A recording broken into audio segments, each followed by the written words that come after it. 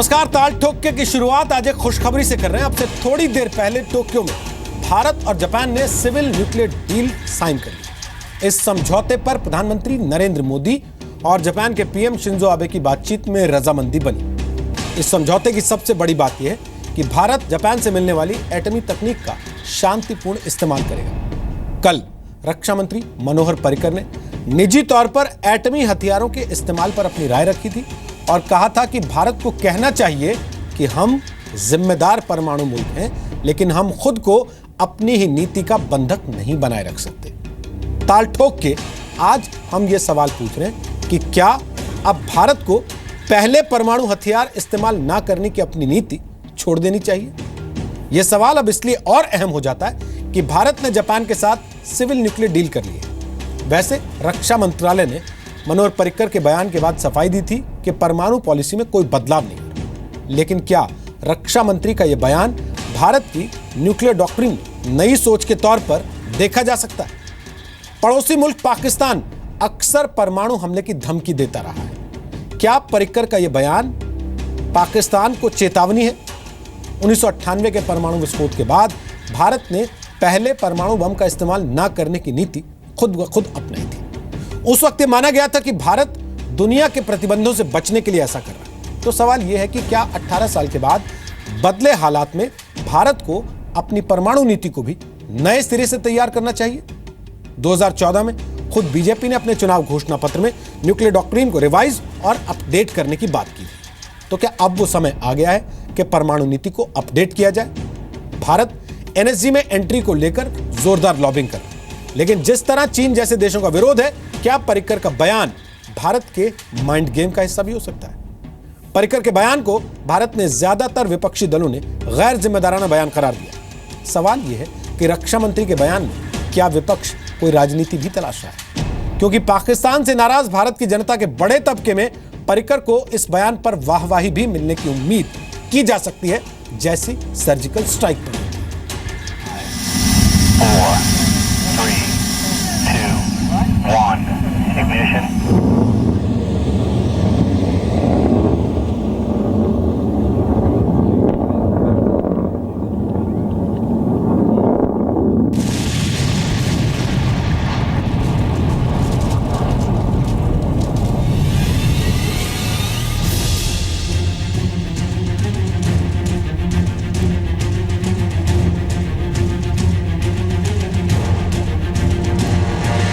I should say I am a responsible nuclear power and I will not use it irresponsibly. This is my thinking. I used to get threat from my neighbor, defense minister from the neighboring country, every 4-5 days that they are going to use tactical nuclear weapons if they are threatened. The day surgical strike happened, no threat has come again. अगर हमारी सलामती को खतरा हुआ, हमारी सरजमीन के ऊपर किसी ने कदम रखा और किसी के अज़ाइम जो हैं वो हमारी सालमियत के मुताबिक जो है के मुतल्लक जो है वो ख़तरनाक हुए, तो हम गुरेज नहीं करेंगे अपनी दफा के लिए उन वेपन्स का इस्तेमाल करें। हम एक न्यूक्लियर ताकत हैं, मिसाइल ताकत हैं, हमें बिल्कुल इनसे घबराने की जरूरत नहीं है। हमें इनका ईंट का जवाब पत्थर से देना चाहिए। एक रेजोल्यूशन जो मूव किया, जो यूनाइटेड नेशंस ने माना for a nuclear weapon free world, अब उन सब से पीछे हटने की बात। जितने भी दुनिया के अंदर देश है वो सब संदेश से देखेंगे भारत को, और अपनी देश की जो तनाव है हमारे सरहदों पे वो और बढ़ने की आशंका है। At a time when the Prime Minister is in Japan seeking support, among other things, for India's entry to the nuclear suppliers group and projecting India's image as a responsible nuclear power, here is Mr. Parrikar in a public occasion making a speech saying India will discard its nuclear suppliers group. ये भारत के रक्षा मंत्री हैं कि किसी नाटक company में कोई काम करने वाले व्यक्ति हैं। नो फर्स्ट यूज जैसे संवेदनशील मामले के ऊपर क्या भारत के रक्षा मंत्री की निजी सार्वजनिक राय होनी चाहिए? ताल ठोक के आज का पहला सवाल, अब की बार परमाणु से वार होगा? दूसरा सवाल, पाकिस्तान के परमाणु पागलपन का इलाज जरूरी है? तीसरा सवाल, अपनी ही परमाणु पॉलिसी का बंधक बना भारत? चौथा सवाल, एटम बम गिरने का इंतजार क्यों करे इंडिया? और पांचवा सवाल, एनएसजी के लिए पर्रिकर की परमाणु पॉलिटिक्स। तो आपको बता दें कि ताल ठोक के आज बात करने के लिए हमारे साथ कौन कौन से खास मेहमान इस कार्यक्रम में शामिल हो रहे हैं। बीजेपी से हमारे साथ प्रेम शुक्ला हैं, जो कि पार्टी के राष्ट्रीय प्रवक्ता हैं, वैसे पत्रकार भी हैं और दोपहर का सामना के एग्जीक्यूटिव एडिटर रह चुके हैं। स्वागत है प्रेम शुक्ला। चरण सिंह सापरा हमारे साथ हैं, वो कांग्रेस पार्टी के प्रवक्ता हैं। मुंबई के मुलुंड से वो एमएलसी भी हैं और मुंबई यूथ कांग्रेस के अध्यक्ष भी रह चुके हैं। स्वागत है चरण सिंह सापरा आपका भी। Major general retired GD Bakshi हमारे साथ हैं, वो रक्षा विशेषज्ञ हैं, 1971 युद्ध में शामिल रहे, विशिष्ट सेवा मेडल से सम्मानित हो चुके हैं। अक्सर आप उनको टीवी चैनल्स पर और अन्य मंचों पर चर्चाओं में देखते हैं। स्वागत है जीडी बख्शी साहब आपका भी। और अब से कुछ सेकंड के बाद डॉक्टर राजीव नयन मेरे साथ होंगे, वो एक्सपर्ट हैं न्यूक्लियर टेक्नोलॉजी और इंटरनेशनल रिलेशंस में। नई दिल्ली रक्षा अध्ययन और संस्थान विश्लेषण में वो सीनियर रिसर्च एसोसिएट हैं। कुछ मिनट के बाद वो हमारे साथ इस चर्चा का हिस्सा होंगे। प्रेम शुक्ला, जिस वक्त हम और आप यहाँ इस कार्यक्रम में चर्चा कर रहे हैं कि क्या भारत को नो फर्स्ट यूज की अपनी पॉलिसी बदल देनी चाहिए, ठीक इसी समय टोक्यो में प्रेस कॉन्फ्रेंस चल रही है भारत और जापान की साझा, जिसमें दोनों देशों ने उस समझौते पर दस्तखत किए हैं जिसमें भारत ने पहले ये कहा है कि हम केवल शांतिपूर्ण कामों में परमाणु ऊर्जा का इस्तेमाल करेंगे। और रक्षा मंत्री यहां पर यह कह रहे हैं कि हमें नो फर्स्ट यूज की पॉलिसी को फिर से विचार करना चाहिए। ये डबल स्टैंडर्ड है या क्या है? नहीं, बिल्कुल डबल स्टैंडर्ड है। देखिए, भारत जो है परमाणु शक्ति के शांतिपूर्ण प्रयोग के लिए प्रतिबद्ध है। रक्षा मंत्री जी ने अपने बयान में पहला ही वाक्य कहा है कि मेरी निजी राय है, और रक्षा मंत्रालय ने इस पर स्पष्टीकरण भी दिया है कि हम जो है अभी फिलहाल परमाणु शस्त्र प्रयोग करने के संदर्भ में भारत की नीतियों में किसी प्रकार का परिवर्तन नहीं कर रहे हैं। लेकिन आपका, जैसे आपने खुद का भी, आपका जो जी न्यूज़ का जो इस समाचार के पहले आपने पृष्ठभूमि चलाई है, उसमें भी एक प्रश्न तो निश्चित तौर पर है कि हमको भारतीयों की रक्षा के लिए इस विषय पर रिवाइज और अपडेट पॉलिसी रहनी आवश्यक है, और एक व्यापक विमर्श की गुंजाइश इस विषय पर निश्चित तौर पर है। हम क्या अपने नागरिकों के हितों के लिए प्रतिबद्ध नहीं हैं? और हमको नागरिकों के हितों के लिए ही जब भी कभी परमाणु शस्त्र का प्रयोग होगा तो भारत के नागरिकों की सुरक्षा के उद्देश्य से होगा। हम सिर्फ जो है अपनी पॉलिसी के बंधक नहीं बनने चाहिए एक निजी राय प्रकट करने पर, जिस तरह से हमारे ही विपक्ष के लोग कोलाहल मचा रहे हैं, और वही लोग जब पाकिस्तान के रक्षा मंत्री खुल्ला धमकी देते हैं तब भी शांति की बांग लगाते हैं। तो निश्चित तौर पर एक सामान्य नागरिक को, आम आदमी को, आम हिंदुस्तानी को पीड़ा पहुंचती है। रक्षा मंत्री की निजी राय होती है कि देश की किसी? पाकिस्तान का रक्षा मंत्री अगर कह दे कि हम परमाणु अटैक करेंगे लेकिन ये मेरी निजी राय है, आप मान लेंगे उसको निजी राय? नहीं, वो निजी राय नहीं कहते ना, वो निजी राय कहते ही नहीं है, वो तो कहते ही पाकिस्तान की राय है। पाकिस्तान के सामान्य पत्रकार से लेके उनके रक्षा मंत्री से लेके उनके पूर्व शासक परवेज मुशर्रफ तक ये बारंबार कहते हैं कि न्यूक्लियर हमारी शक्ति है, हमारी सरजमी पे आपने पैर रखा नहीं, कि हमने परमाणु बम मारा नहीं। ये वहां सामान्य है। आज ये भारत की शांतिपूर्ण नीतियां ही हैं कि प्रतिरक्षा मंत्री ये निजी राय कह रहे हैं, तो हमारी शांति के प्रति प्रतिबद्धता जो है तो सुनिश्चित है, उसमें कोई संदेह ही नहीं है। सापरा जी, हजम होती है क्या ये बात? नहीं, देखिए, मैं तो हंस रहा था कि जिस तरह से पर्रिकर जी ने कहा और जो अभी स्पष्टीकरण प्रेम शुक्ला जी दे रहे हैं, ये हास्यास्पद है। एक बहुत दुर्भाग्य की बात है कि एक जिम्मेवार लोकतंत्र के रक्षा मंत्री गैर जिम्मेदार बयान देते हैं, वो भी एक पुस्तक इनॉग्रेशन के प्रोग्राम पर, कि जहां पर उनको बुलाया गया है रक्षा मंत्री की हैसियत से, वो एक गैर जिम्मेदाराना बयान देते हैं और कहते हैं कि ये मेरा पर्सनल व्यू है। रक्षा मंत्रालय को इमीडिएट स्टेटमेंट देना पड़ता है कि नहीं, ये हम कोई पॉलिसी चेंज नहीं कर रहे हैं। यानी मंत्री में और मंत्रालय में फर्क है, ये खुला नजर आता है। दूसरी बात कि ये समय ऐसा है, ये रॉन्ग टाइमिंग है।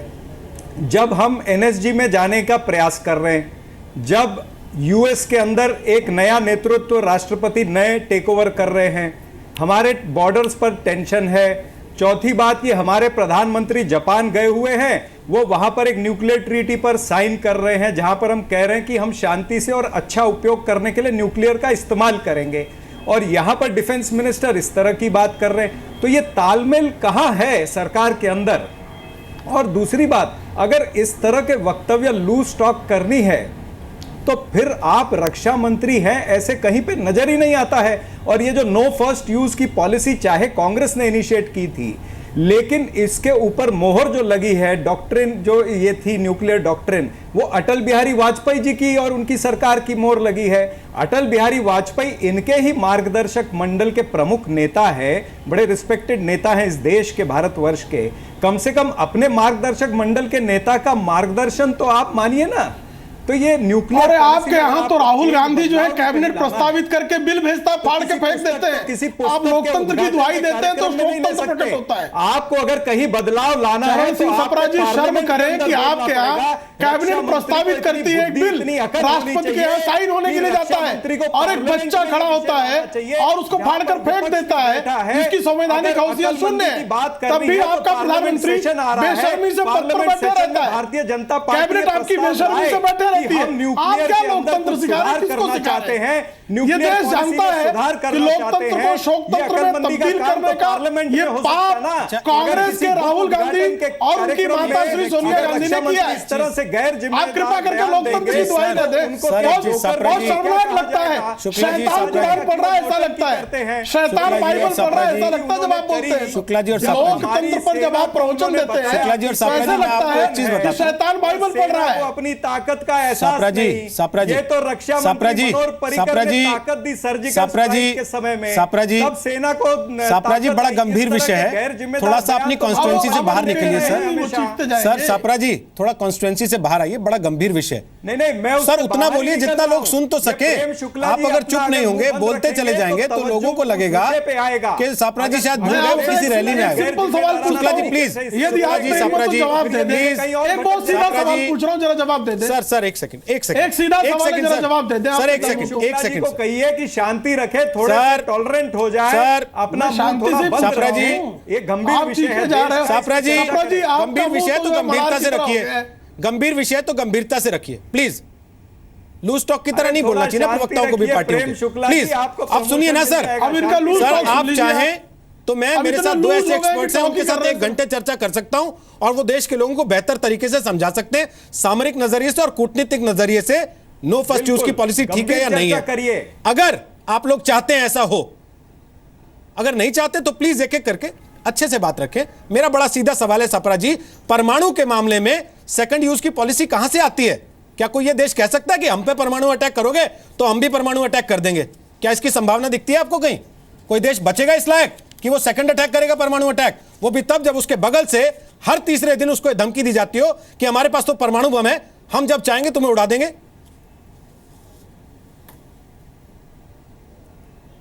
देखिए, ये जो नीतियां हैं, ये नीतियां एक व्यापक इस पे सोच विचार करके बनी है, और इसमें यूनाइटेड नेशन और तमाम सारे विश्व के देश इन्वॉल्व है। मेरा कहना इतना ही है कि अगर भारत अपना जवाब दीजिए ना, बदलाव करना है तो कांग्रेस की क्या नीति है जरा बताइए। लेना पड़ेगा, विपक्ष के साथ चर्चा करनी पड़ेगी, और पार्लियामेंट कांग्रेस की नीति बताइए ना, आपके पास कुछ ज्ञान हो तो बताइए नीति क्या है। जनता पार्टी के रक्षा मंत्री इस विषय पर चर्चा नहीं, आपकी नीति क्या है? परमाणु बम हमारे यहाँ फेंक दिया जाए और हम चुपचाप मरते रहे हमारे लोग? आप थोड़ा सुनिए ना, आपकी प्रॉब्लम यह है कि आप में आप जवाब नहीं दे रहे हैं ना, आप रायता फैला रहे हैं। पार्टी के नेताओं में थोड़ा आप रायता फैला रहे हैं, आप सीधा जवाब दीजिए, मैं सुनूंगा। आप रायता आपको खिलाएंगे? अरे पब्लिक, हिंदुस्तान की पब्लिक आपको सीधा जवाब दीजिए ना रोहित जी के प्रश्न का। मेरा सवाल था, रोहित जी के प्रश्न का सीधा जवाब दीजिए। मेरा सवाल था कि कोई सेकंड यूज भी हो सकता है क्या? गलत कह रहा हूं? सीधा जवाब पार्लियामेंट के अंदर चर्चा करिए। मैं जरा यहाँ राजीव नयन साहब के पास, सीधा जवाब है तो दीजिए, रायता मत फैलाइए। किस तरीके से चीजों को देखती हैं और लेके जाती हैं। मेरा सवाल बड़ा सीधा सा है, क्योंकि आप खास तौर पे इसी चीज को देखते हैं। एज एन एक्सपर्ट आपको क्या लगता है, क्या कोई देश नो फर्स्ट यूज पॉलिसी लेके हमेशा चल सकता है? नहीं, देखिए, जब नो फर्स्ट यूज की घोषणा की गई थी परमाणु जो विस्फोट के पश्चात, उस समय इसका एक संदर्भ था। संदर्भ यह था कि देश को अंतर्राष्ट्रीय मामलों में पहुंचकर बताना था कि हम आक्रामक परमाणु नीति नहीं अपनाने जा रहे हैं। यह 1998 का काल था। उस समय हमने कई बातें भी कही थी। उस समय हमने कहा था कि we will not come in the way of signing getting CTBT operational. थी उस समय का माहौल अलग था, माहौल हमारे काफ़ी खिलाफ था और हमें इस पर एक समीक्षा करनी थी। जब 2003 में, जब उस समय के सरकार, जो वाजपेयी जी की सरकार, सपरा साहब ने बड़ा सही बोला कि एक सरकारी आधिकारिक तौर पर उन्होंने एक प्रेस रिलीज जारी किया, जिसे मोटे मोटे जो 5-6 उसमें मुख्य बातें रहती है, उसे माना जाता है न्यूक्लियर डॉक्ट्रिन है। मुख्य न्यूक्लियर डॉक्ट्रिन पब्लिकली नहीं आया है, वही एक प्रेस रिलीज के माध्यम से हम जानते हैं। और उस बात को बाद की सरकार, मनमोहन सिंह की सरकार ने भी माना। लेकिन विगत कई वर्षों से, जैसा कि आपने भी बार बार इंगित किया, आपने संकेत किया, पाकिस्तान ने जिस तरह से टैक्टिकल न्यूक्लियर वेपन्स का और बैटलफील्ड न्यूक्लियर वेपन्स का एक तरह से उसका भय दिखाया है और जिस तरह से एक व्यूह रचना की है, उस व्यूह रचना के अनुसार क्या करता है, आतंकवादियों को भेजेगा। यह मनमोहन सिंह की सरकार के समय भी हुई है और बाद के काल में भी हुआ, वो आपके मोदी जी के सरकार के समय हुआ। आतंकवादी भेजेंगे, परमाणु बम चलाने की धमकी देंगे और जिसे हम कहते हैं अपनी भाषा में, स्ट्रेटेजिक स्टडीज की भाषा में, एस्केलेशन डोमिनेंस, कि इसे आगे हम नहीं बढ़ने देंगे। मतलब कि हम परमाणु बम का शील्ड का उपयोग करेंगे और एक कन्वेंशनल वेपन्स का इस्तेमाल नहीं होने देंगे, युद्ध नहीं होने देंगे और आतंकवादी भेजते रहेंगे। परमाणु बम का भय, एक चक्र चला। अब उस पिछले कम से कम 4-5 साल से, जब मनमोहन सिंह जी की सरकार थी, उसमें भी हमारा जो स्ट्रेटेजिक कम्युनिटी था, इस बात का वाद और विवाद कर रहा था कि हमें इस चक्रव्यूह को तोड़ना है। जो पाकिस्तान ने व्यूह रचना कर रखी है, इसे हमें नष्ट करना है। अब हम क्या करें, ये बहुत बड़ा प्रश्न था। क्या हम नो फर्स्ट यूज जिसे हमने प्रोनाउंस किया है उसको रिनाउंस कर दें, या कुछ हम एक अलग धारणा लेकर आए? इस पर काफी चर्चा चली। जब भाजपा ने अपना मैनिफेस्टो घोषित किया था, उस समय उसने कहा था कि will revise the nuclear doctrine. उसने ये नहीं कहा था कि हम नो फर्स्ट यूज को हटाएंगे। लेकिन बहुत लोगों को उस समय गलतफहमी हुई कि नो फर्स्ट यूज को हटाया जाएगा। एक जो बात उभर कर आती है कि जिस तरह से पाकिस्तान, आपने ही बात कही, फर्स्ट स्ट्राइक जो उसकी पॉलिसी है, फर्स्ट यूज की पॉलिसी है, और जिस तरह से हथियार का जखीरा हुआ जमा कर रहा है और हर विश्व भर मान रही है कि बहुत तेजी से वो परमाणु बम बनाते जा रहा है, तो जब वो मैसिव फर्स्ट स्ट्राइक करेगा तो क्या हमारा न्यूक्लियर सेकेंड स्ट्राइक का कोई मायने रहता है? तो इस बात से सब चिंतित है और काफी विवाद हुआ और माना जा रहा है, एक आम सहमति सी बनते जा रही है कुछ लोगों को छोड़कर, कि हमें अपने न्यूक्लियर पोस्चरिंग में बदलाव करने होंगे। और जो लोग इस बात को समर्थन भी दे रहे हैं, बहुत छोटा समुदाय है जो कि समर्थन करा कि नहीं, हम, उन्हें मोहब्बत हो गई है नो फर्स्ट यूज से। आप नो फर्स्ट यूज को जो भले ही नहीं रिनाउंस करते हैं, लेकिन आप उसे प्रोनाउंस नहीं करें। हम रैंड की शब्दावलियों में फंस से गए हैं। और बहुत ही अच्छा, मैं तो कल बड़ा ही बधाई देना चाहता था पर्रिकर साहब का। देखिए, उन्होंने कोई अभी बात हुई थी ट्रंप की, ट्रंप ने भी क्या कहा, जिसके लिए बड़ा हंगामा हुआ। ट्रंप ने भी जो MSNBC के इंटरव्यू में कहा था, उसने क्या बात कही थी? उसने कोई भी बहुत नई और चौंका देने वाली बात नहीं की थी, जिसे हम अपनी भाषा में, स्ट्रेटेजिक स्टडी के भाषा में कहते हैं deterrence, credibility of deterrence. Basically वो क्रेडिबिलिटी ऑफ डेटरेंस था। और हमारी पॉवर्टी ऑफ स्ट्रेटेजिक थिंकिंग शुरू के दिनों में थी कि हमने परमाणु बम बनाने के बाद कहा कि हम इसका इस्तेमाल नहीं करेंगे। अरे भाई, अब जब इस्तेमाल नहीं करेंगे तो आपका विरोधी नहीं डरेगा। यही मेरा सवाल है। यही क्रेडिबिलिटी का प्रश्न हम लोग जो एकेडमिक कम्युनिटी में बार बार उठा रहे थे कि आप जो ही कहेंगे कि हम इस्तेमाल नहीं करेंगे, यह राजनीतिक हथियार है, त्यों ही पाकिस्तान इसका नाजायज फायदा उठाएगा। यही मेरा सवाल है सर, कि अगर आपके पास एक ताकत है, और इनकी भाषा, पर्रिकर साहब की भाषा और जो आप ट्रंप की भाषा है, ट्रंप ने भी बाद में कहा, इसने क्लैरिफाई किया, आई एम नॉट सेइंग कि I am going to use, मैं इसको इस्तेमाल करने नहीं जा रहा हूं, लेकिन मैं इस्तेमाल नहीं करूंगा यह भी नहीं कह रहा ये भी हूं। नहीं कह रहा हूं मैं। यही एक अच्छा सा न्यूएंसेस जो था। आपने रिएक्शंस देखे, मनीष तिवारी ने कहा कि रक्षा मंत्री नहीं है, ऐसे लग रहे हैं किसी नाटक कंपनी नहीं के देखिए, कलाकार सबसे बोल रहे हैं। चौंकाने वाली नहीं, रक्षा मंत्री तो बहुत अच्छा कि क्यों रक्षा मंत्रालय ने उनके वक्तव्य का खंडन किया। अभी आपने दो बातें सुनी। मनीष तिवारी ने कहा कि ऐसा लग रहा है रक्षा मंत्री ने नाटक कंपनी के कलाकार हैं। नहीं। सप्रा जी ने कहा कि रक्षा मंत्री होकर देश का लूज टॉक करता है ये आदमी। नहीं तो ये बहुत ही गंभीर, जो कि बात रक्षा समुदाय जो यहाँ का academic strategy community think tanks में जोर से होती है, वो बात उन्होंने रखी है। रक्षा मंत्रालय खंडन क्यों किया, ये चिंता का विषय है। ठीक है जीडी बख्शी साहब, अब मैं एक चीज आपसे पूछना चाहता हूं sir, as a defence expert, आपके पास एक ताकत है, लेकिन आपने पोस्टर लगा रखा दरवाजे के बाहर कि मेरे पास ताकत है, मैं इस ताकत का इस्तेमाल ही नहीं करूंगा। तो जिसके लिए आपने वो ताकत जुटाई है, उसको फिर इस ताकत की चिंता ही क्यों होगी? तो क्यों परवाह बिल्कुल करेगा? सही, बिल्कुल हम कह रहे हैं। एक मिनट, क्या मैं बोल सकता हूं कुछ? हेलो जी बोल सकते हैं आप बोलिए। देखिए, मैं कहना यह चाहता हूं कि कोई न्यूक्लियर डॉक्ट्रिन अगर आज से 18 साल पहले बनी थी तो it is not cast in stone, वो पत्थर की लकीर नहीं बन गई है।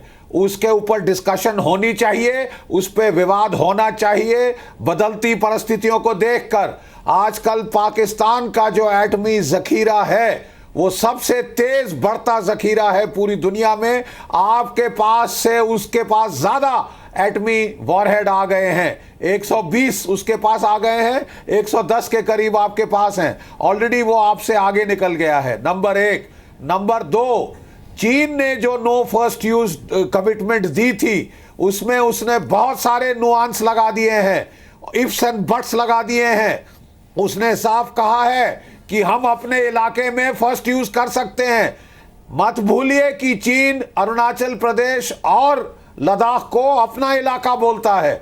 उसने देखिए ये भी कह दिया है कि अगर कोई 3 गॉर्जेस डैम के ऊपर वो कन्वेंशनल वेपन से अटैक करता है तब भी वो न्यूक्लियर फर्स्ट यूज कर देंगे।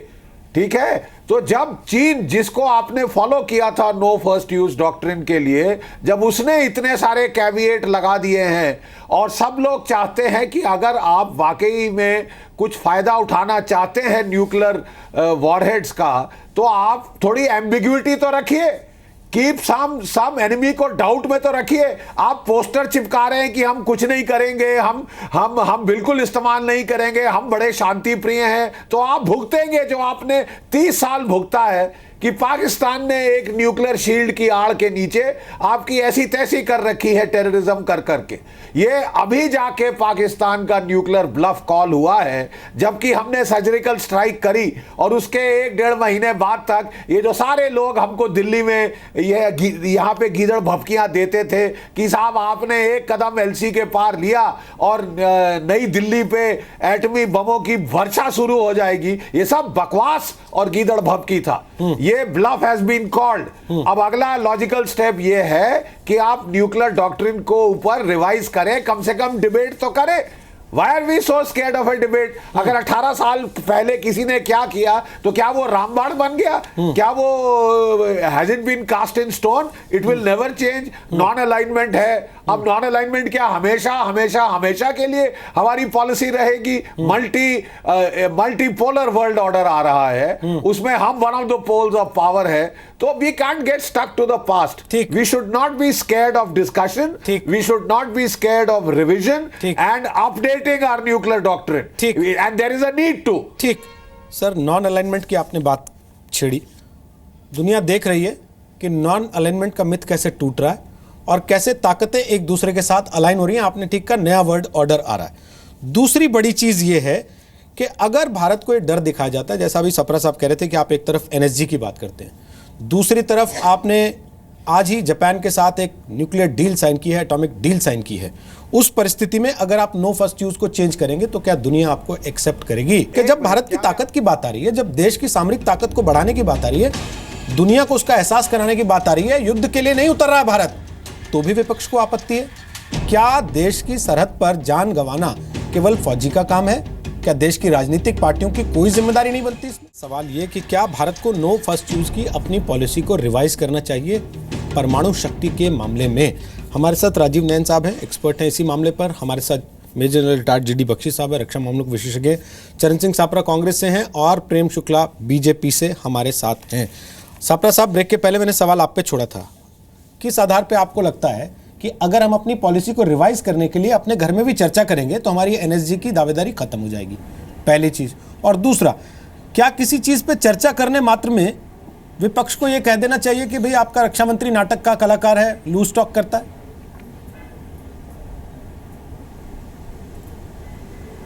नहीं, देखिए, ये जो चर्चा है, अगर आपको न्यूक्लियर रिफॉर्म्स में बदलाव लाना है तो ये एक बहुत बड़ी बात है। ये कोई साधारण चर्चा नहीं है कि आपको किसी भी कार्यक्रम में इनवाइट किया है, एक पुस्तक के विमोचन के कार्यक्रम में आप जाएं और न्यूक्लियर रिफॉर्म्स हमको बदलने हैं इसकी घोषणा करें।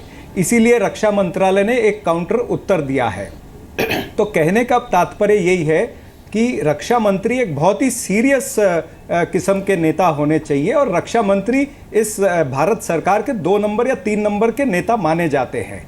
तो ऐसा व्यक्ति अगर एक साधारण कार्यक्रम में जाकर के, जो एक शासकीय कार्यक्रम भी नहीं है, उसमें जाकर के अगर ऐसे बयान देते हैं, हम ये नहीं कहते कि ये चेंज नहीं होना चाहिए। अगर आपको कुछ बदलाव लाना है तो योग्य उसके लिए प्लेटफॉर्म है, उस योग्य प्लेटफॉर्म पर बैठ करके आप उसकी चर्चा करिए, उसके नेशनल इंटरनेशनल रेमिफिकेशंस क्या होंगे, एनएसजी की एंट्री में जिसमें चीन हमको तकलीफ दे रहा है, क्या उसमें ये और एक रोड़ा बनेगा, ऐसे और अनेक सारी बातें जो है वो एक प्लेटफॉर्म पर सीरियस चर्चा। अगर आपको सीरियस काम करना तो सीरियस चर्चा करिए, अगर आपको नौटंकी करनी है तो आप कहीं पर भी जाकर के कुछ भी बोल सकते हैं। यही हम कह रहे हैं, हम इसके खिलाफ नहीं है कि जो 18 साल पहले जो बना है, रिफॉर्म्स बने हैं, उसमें कोई बदलाव नहीं आना चाहिए, लेकिन अगर बदलाव करना है तो उसका एक योग्य प्लेटफॉर्म होता है, उस पर चर्चा होनी चाहिए, विपक्ष साथ में आना चाहिए और साथ में मिलकर के, क्योंकि ये देश का सवाल है। ठीक है, मतलब ये केवल भारतीय जनता पार्टी का सवाल नहीं है, ये भारत का सवाल है। तो भारतवर्ष के इंटरेस्ट में अगर काम करना है तो एक योग्य प्लेटफॉर्म पर बैठ करके आप चर्चा करिए ना, उसमें हम भी साथ में बैठेंगे। आप ये कह रहे हैं ना कि आपसे पूछ के क्यों नहीं बोले? अगर वो बोले तो पूछ के बोलने की बात नहीं है, आप इसको दूसरे संदर्भ में मत ले जाइए। मेरा कहना यह है कि आप एक हल्के प्लेटफॉर्म पर देश के न्यूक्लियर रिफॉर्म्स के बारे में क्यों बोले।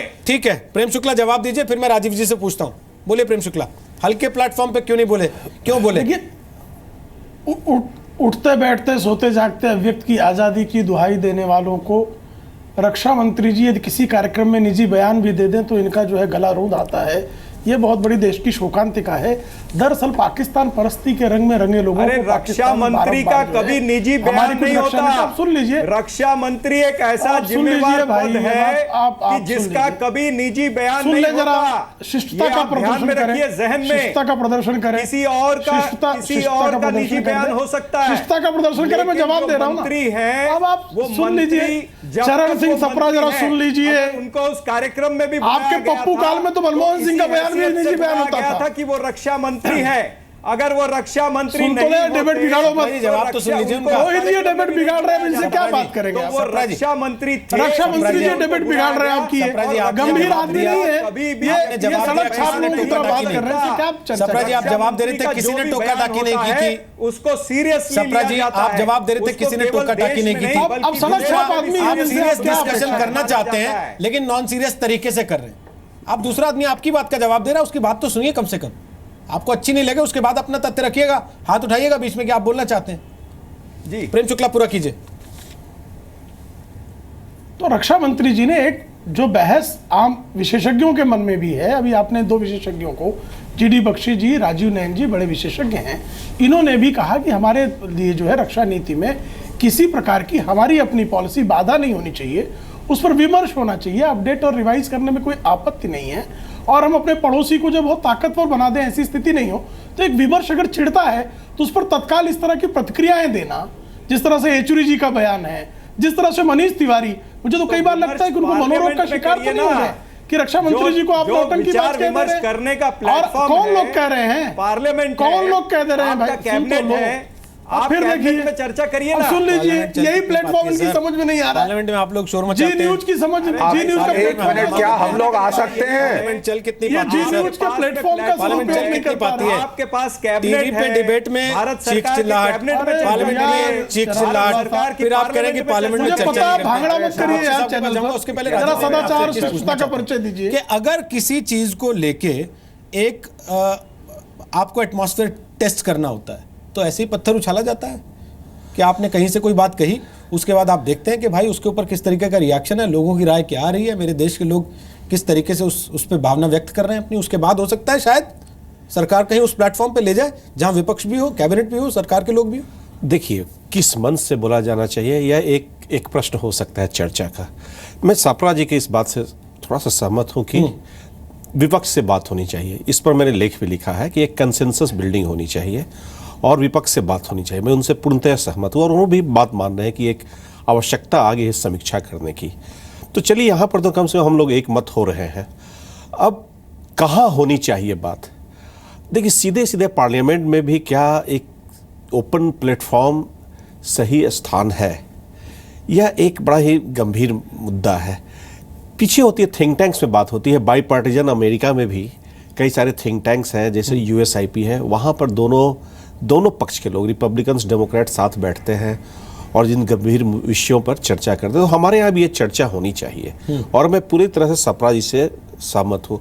अब बात आती है, कल उन्होंने बोला, मैं नहीं मानता हूँ जिन्होंने बोला ऐसी कोई भी बात अनर्गल उन्होंने बात कही थी। एक बहुत ही सामान्य बातें थी।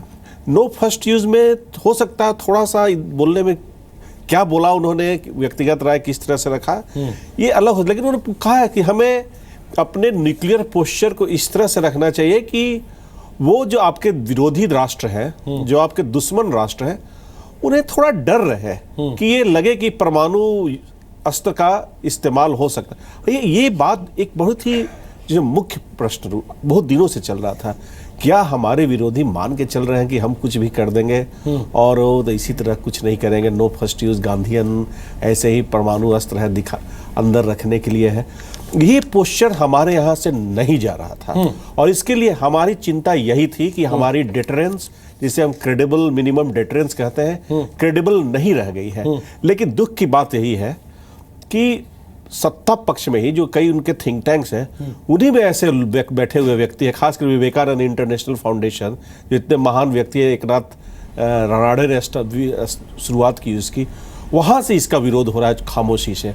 दिक्कत की बात यही है सर, दिक्कत वहां के जो लोग हैं उन्होंने लेख लिखा है, आपने खुद कहा है कि भाई थिंक टैंक्स बैठे, थिंक टैंक्स उस पर चर्चा ठीक है। अगर विरोध हो भी रहा है तो सबके पक्ष सामने आने चाहिए।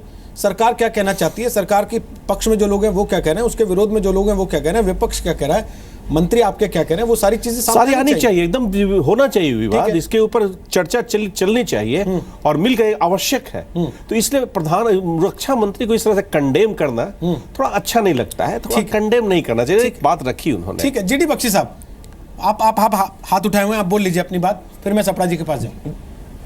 हाँ, देखिए मैं एक बहुत अहम बात कहना चाहता हूं। मैं कल था उस बुक रिलीज में farmer army chief general VP Malik, farmer foreign secretary, बहुत सारे डिग्निटरीज थे जो कि रक्षा के विषयों के साथ बहुत उनका संपर्क रहा है और बड़े वो विशेषज्ञ रहे हैं। तो it was not a non serious forum जहां फॉर्मर आर्मी चीफ्स हो, फॉर्मर फॉरेन सेक्रेटरीज हो और बड़े बड़े ओहदेदार हो जो कि इस देश की सुरक्षा के साथ जुड़े हुए थे बहुत देर तक, वो लोग वहां थे। It was a serious forum.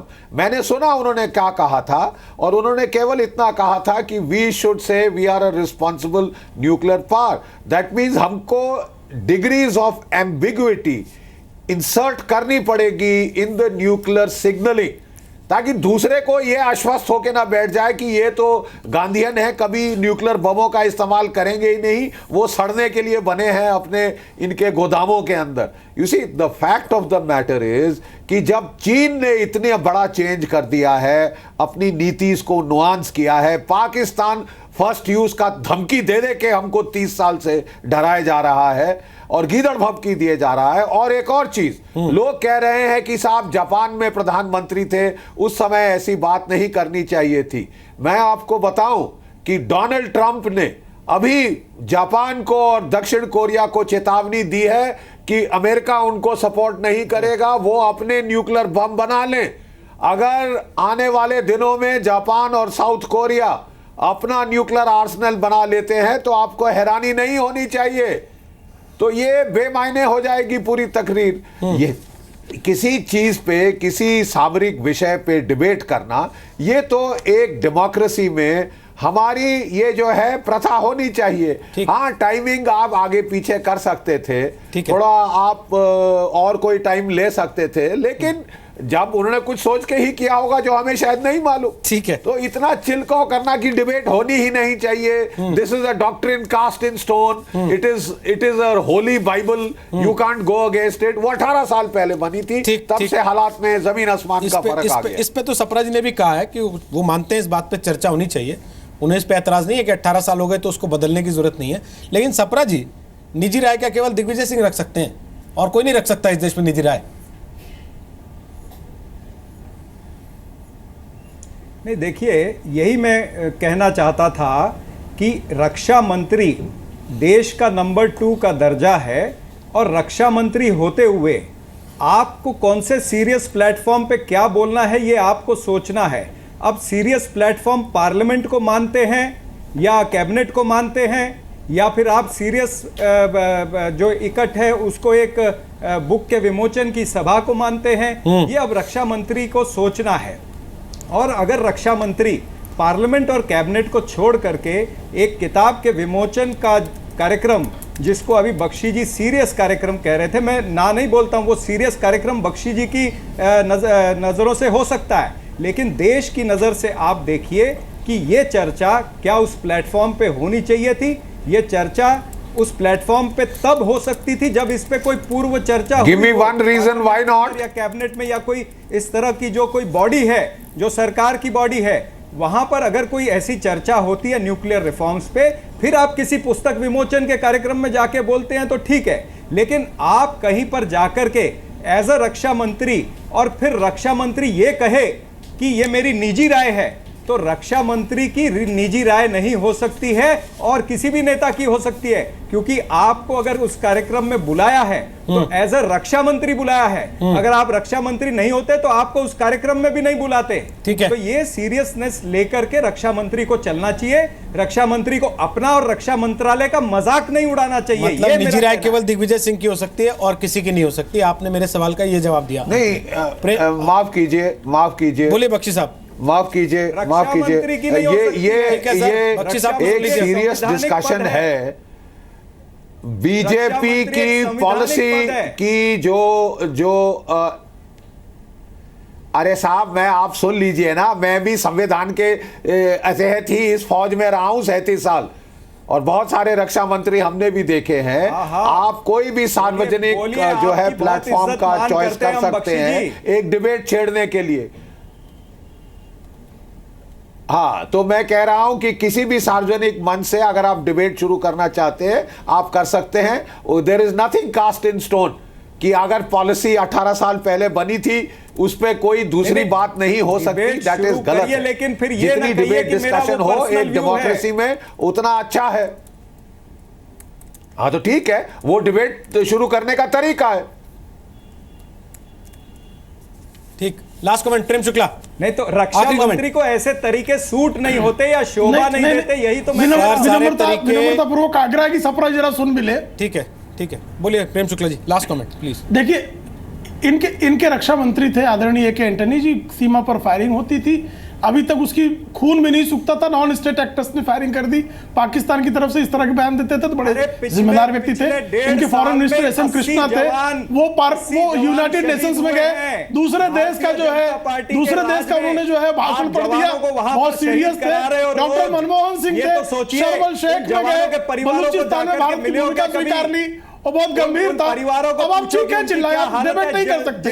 आप विधवा विलाप कर सकते हैं, डिबेट नहीं कर सकते। शहीद हुए, आप भांगड़ा कर सकते हैं, डिबेट नहीं कर सकते। जवान शहीद हो रहे, आप में डिबेटिंग कैपेसिटी नहीं है। ये सब बातें आप में डिबेटिंग कैपेसिटी, बेशर्मों को बेशर्म बदतमीजों को शर्मसार के सर, पाठ पढ़ाते हैं। शैतान जो है कुछ पी करके आए शैतान हैं, जो है ऐसा बाइबल पढ़ रहा है, शुक्ला। तो देख रहे हैं लोग। सर प्लीज, अरे आपको समझ में नहीं आ रहा विषय क्या है। सप्रा जी, विषय प्लीज। चल रहा है न्यूक्लियर। मैं जिस विषय पर बोल रहा हूँ बात सरदार की खोपड़ी में घुस रहा नहीं है।